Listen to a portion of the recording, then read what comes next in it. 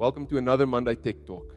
Today we're taking a focused look at piling and boreholes within the South African construction and geotechnical environment. Piling at its core is a deep foundation technique used to transfer heavy structural loads to deeper, more stable soil or rock layers. And in South Africa, where our terrain ranges from coastal sands to expansive clay to fractured mining ground, piling is not optional, it's essential. Our goal in this session is to unpack piling methods, the local regulatory landscape, geotechnical considerations, environmental influences, challenges, innovations, and finally, the role and risks of borehole drilling. Let's begin by understanding where piling fits into South Africa's construction landscape. Across Johannesburg, Cape Town, Durban, and other rapidly developing hubs, piling underpins our infrastructure. It supports high-rise buildings, bridges, ports, renewable energy projects, and mining-related developments. With our complex geological conditions, piling provides the foundation strength and stability needed to ensure structures remain safe and durable. Piles help structures reach stable soil or bedrock, prevent settlement, and provide resilience across varying ground profiles. Whether it's skyscrapers in Johannesburg, port structures in Durban, or wind farms in the Northern Cape, piling remains the invisible backbone, ensuring long-term performance. Before a single pile is installed, the ground must be understood. This decision process involves four major components: site surveys and investigations. Topographic surveys provide detailed measurements of a site's natural and man-made features, elevations, contours, structures, giving engineers and designers the baseline information they need. These surveys are carried out using total stations, GPS systems, drones, and laser scanners, and are used by architects, engineers, planners, developers, and environmental specialists. Geotechnical investigations. These are essential for understanding soil and rock behavior. They include borehole drilling to collect soil and rock samples, test pits for visual inspection, cone penetration testing, CPT for continuous soil profiling, soil sampling for strength, moisture and density tests, and laboratory testing to determine shear strength, compressive strength, compaction, and permeability.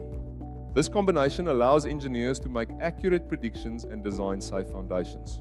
Engineering analysis. Engineers then perform load calculations for dead loads, live loads, wind and seismic forces, settlement predictions, including immediate consolidation and secondary settlement, and soil structure interaction modeling, using analytical and numerical tools to predict real-world behavior. Environmental and risk considerations. Groundwater levels, seismic activity, flooding risks, ecological impacts, and proximity to neighboring structures all influence the foundation strategy. A crucial element here is understanding the water table, which defines the boundary between saturated and unsaturated soil, a factor that directly affects excavation, foundation durability, and drainage. Similarly, the 100-year flood line determines where habitable structures may be placed and what mitigation is required. Floodwaters can cause erosion, scouring, and lateral pressure on piles and foundations. Decades of mining have left voids, fractured rock, unpredictable groundwater, and frequent tremors, typically between magnitude 2.0 and 3.0. Key risks include old mine voids and fractured and variable geology. To manage these, engineers adopt geophysical surveys to detect voids, smart rigs with casing and monitoring, real-time load, settlement, and vibration tracking, and compliance with SAIS and mine land guidelines. In mining-affected regions, piling is not just about depth. It's about navigating legacy risks and designing foundations that remain resilient. South Africa commonly uses the following piling systems, chosen based on soil conditions, structural demands, and environmental constraints. These are the following piling methods used. Driven piles. Steel, precast concrete, or timber piles are hammered into the ground, typically used in bridge foundations and marine works. Board piles. Holes are excavated using augers or rotary drilling rigs, then filled with reinforced concrete. These are widely used in high-rise projects. Continuous flight auger, CFA. Piles provide a vibration-free solution ideal for dense urban environments. And micropiles, small diameter piles used for underpinning existing structures, often in heritage renovations. South Africa's engineering work is guided by a network of SANS codes and overseen by ICSA. The following key standards are included.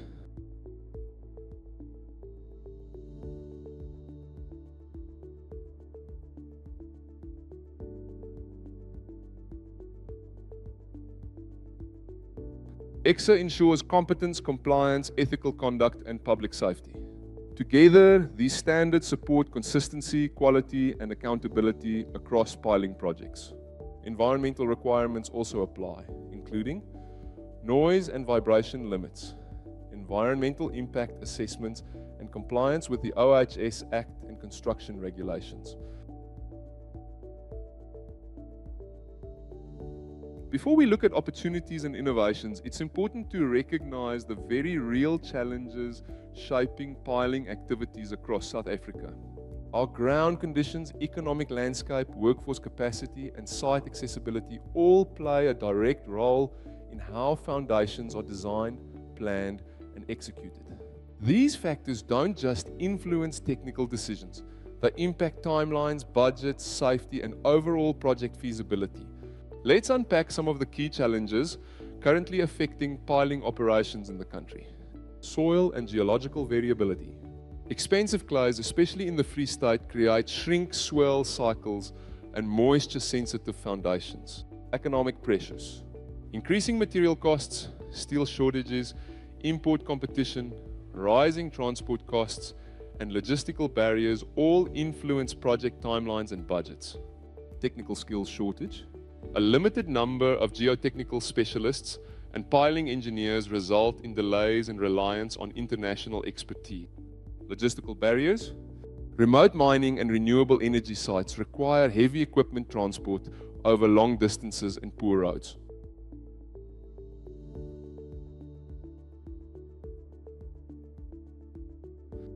Despite the challenges, South Africa's piling sector is seeing exciting growth and innovation. Renewable energy projects and modern digital technologies are creating new opportunities to work smarter, faster, and more sustainably. Let's explore some of the key developments driving this progress. Renewable energy projects. The Northern Cape hosts significant wind and solar farms, requiring extensive piling for turbine foundations and solar support structures. Offshore wind is also emerging, with the proposed floating Gagasi project near Richards Bay, potentially South Africa's first offshore wind farm. Technology integration. Modern piling uses GPS-guided rigs, real-time load monitoring systems, digital QA records, and automated alerts and performance dashboards. These improve accuracy, safety, efficiency, and traceability. As the construction landscape evolves, piling is set to transform right alongside it.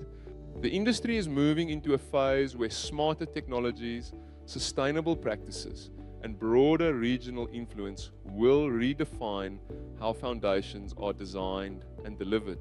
Let me give you a quick look at what we can expect moving forward.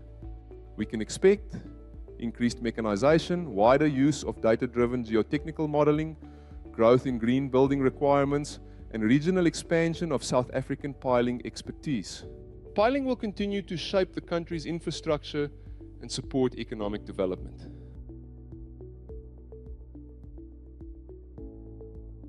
Finally, we look at borehole drilling, essential for water supply, agriculture, mining, and geotechnical investigations.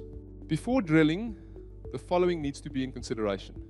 Hydrogeological reports. A hydrogeologist analyses geology, groundwater flow, fracture networks, and recharge potential. The report provides drilling depth, location, expected yield, and potential challenges. It is often required for municipal approval. Geological conditions. South Africa's geology is dominated by hard rock with minimal primary porosity. Water occurs mainly in fractures and faults. Boreholes must intercept these fractures to be productive. Success depends on accurate site selection, understanding aquifer systems, and sustainable pumping. Typical depths range from 30 to 150 meters with highly variable yields. Regulatory requirements. All boreholes used beyond basic domestic needs must be registered with the Department of Water and Sanitation. Larger systems require a water use license under Section 21. Non-compliance can lead to fines, closure, or, as seen in the Great Borehole Incident of 2025, major infrastructure damage. Challenges include over-extraction, environmental contamination, costs associated with geology and depth, and risk of land subsidence. Emerging trends, smart pumps and groundwater monitoring, solar-powered systems, and integrated water management strategies. In conclusion, piling and borehole drilling are fundamental components of South Africa's construction and water resource sectors. With our complex geological conditions, stringent regulations, and rapidly expanding infrastructure needs, these systems ensure stability, durability, and sustainability across all regions. As we move forward, embracing new technologies, strengthening skills, and addressing logistical challenges, piling and borehole drilling will remain essential pillars supporting South Africa's growth. Thank you for your time, and I hope this session provided valuable insight into the depth and importance of these activities in our industry.